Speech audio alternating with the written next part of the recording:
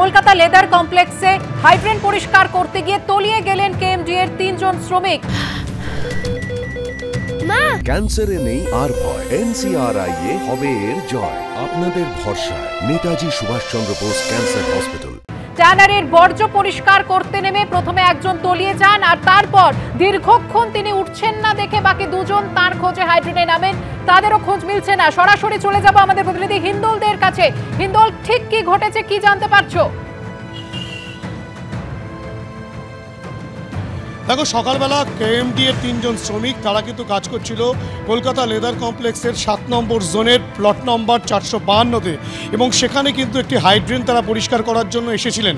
এবং যেটা পুলিশ সূত্রে জানা যাচ্ছে, স্থানীয় সূত্রে যেটা জানা যাচ্ছে, যে প্রথমে ফারজেম বলে এক শ্রমিক তিনি নামেন এবং তিনি দীর্ঘক্ষণ ফিরছেন না দেখে তারপরে কিন্তু হাসি বলে আরেকজন, সে কিন্তু সেখানে নামে, কেন সে বেরোচ্ছে না, এবং পরবর্তী ক্ষেত্রে সুমন, আরও একজন নামে সুমন সর্দার, এই 3 জন নামে তারা কিন্তু সেই হাইড্রেন পরিষ্কার করতে নেমেছিল। যেই হাইড্রেন দিয়ে কলকাতা লেদার কমপ্লেক্সের যে ট্যানারি, সেই ট্যানারির বর্জ্য সেখান থেকে নিষ্কাশন করা হয়।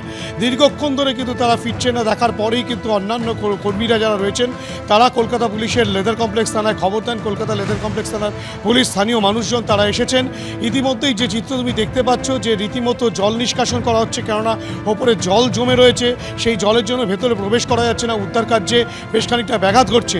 সেই 3 জন কিন্তু এখনও পর্যন্ত সেই পাইপের মধ্যে, অর্থাৎ কিনা হাইড্রেনের যে পাইপ, সেই পাইপের ভেতরে আটকা পড়ে রয়েছে, এবং তাদেরকে উদ্ধার কার্য চালানোর চেষ্টা চালানো হচ্ছে কলকাতা পুলিশের তরফ থেকে, এবং স্থানীয় মানুষজনও তাদেরকে সহযোগিতা করছে।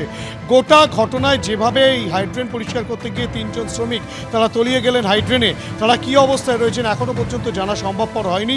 পুলিশ সেই চেষ্টাই চালাচ্ছে, কেননা এর আগেও ঠিক এভাবে হাইড্রেন পরিষ্কার করতে গিয়ে বেশ কয়েকজন শ্রমিকের মৃত্যু হয়েছিল সেই কলকাতা লেদার কমপ্লেক্স থানার অন্তর্গত এই লেদার কমপ্লেক্সেই। আবারও কিন্তু একই ধরনের ঘটনা, আবারও কিন্তু একটা প্রশ্ন উঠছে, এই ধরনের হাইড্রেন পরিষ্কার করতে যাওয়ার সময় যে ধরনের নিরাপত্তা বজায় রেখে নামা উচিত বা যা যা সেফটি সিকিউরিটি মেনটেন করা উচিত, সেগুলো কি আদৌ ছিল, সেই বিষয়গুলো কিন্তু প্রশ্ন তুলছে। গোটা ঘটনা এখন উদ্ধার কার্য চলছে, তাদেরকে কিভাবে উদ্ধার করা যায়, কিভাবে কত দ্রুততার সঙ্গে উদ্ধার করা যায়, সেই চেষ্টাই কিন্তু চালাচ্ছে কলকাতা পুলিশ এবং স্থানীয় মানুষজন। ধন্যবাদ হিন্দোল। সশস্ত্র পুলিশ দিয়ে ক্যাম্পাসে সরস্বতী পুজো, রিপোর্ট তলব করেছেন মুখ্যমন্ত্রী মমতা বন্দ্যোপাধ্যায়। যোগেশচন্দ্র চৌধুরী কলেজে বাগদেবীর আরাধনা, হাইকোর্টের নির্দেশে কলেজের বাইরে বন্দুক হাতে দাঁড়িয়ে রয়েছে পুলিশ, সেই ছবি আপনারা দেখতে পাচ্ছেন। যোগেশচন্দ্র চৌধুরী কলেজের ডে ও ল বিভাগে সরস্বতী পুজোয় বেনজির সংঘাতের যে কলেজ পুজো করছে বাইরের গলিতে। আজ সরস্বতী পুজোর সময় কলেজ ক্যাম্পাসে যাচ্ছেন শিক্ষামন্ত্রী ব্রাত্য বসু। সশস্ত্র পুলিশ দিয়ে ক্যাম্পাসে সরস্বতী পুজো, যোগেশচন্দ্র চৌধুরী কলেজে বেনজির ছবি দেখা গেল। পুলিশি প্রহরায় বাগদেবীর আরাধনা হচ্ছে সেখানে। হাইকোর্টের নির্দেশের পরই কলেজের বাইরে বন্দুক হাতে দাঁড়িয়ে রয়েছে পুলিশ। আর এই ঘটনায় রিপোর্ট তলব করেছেন মুখ্যমন্ত্রী মমতা বন্দ্যোপাধ্যায়। সরাসরি চলে যাব আমাদের প্রতিনিধি পার্থপ্রতিম ঘোষের কাছে। পার্থপ্রতিম, নির্বাচনের সময় আমরা সাধারণত এই ছবি দেখতে পারি যেখানে বাইরে পুলিশি প্রহরা থাকে, কিন্তু বাগদেবীর আরাধনায় এই ছবি? দেখো, একেবারে দেখো, সাধারণত কোনো নির্বাচন বা কলেজের নির্বাচনের সময় আমরা দেখি কি, যা কলেজের মধ্যে পুলিশ, কলেজের গেটের বাইরে পুলিশ মোতায়েন থাকে, কিন্তু বাগদেবীর আরাধনায় পুলিশ এবং সশস্ত্র পুলিশ সেটা কিন্তু মোতায়েন করা হয়েছে কোথায়? যোগেশচন্দ্র চৌধুরী কলেজে।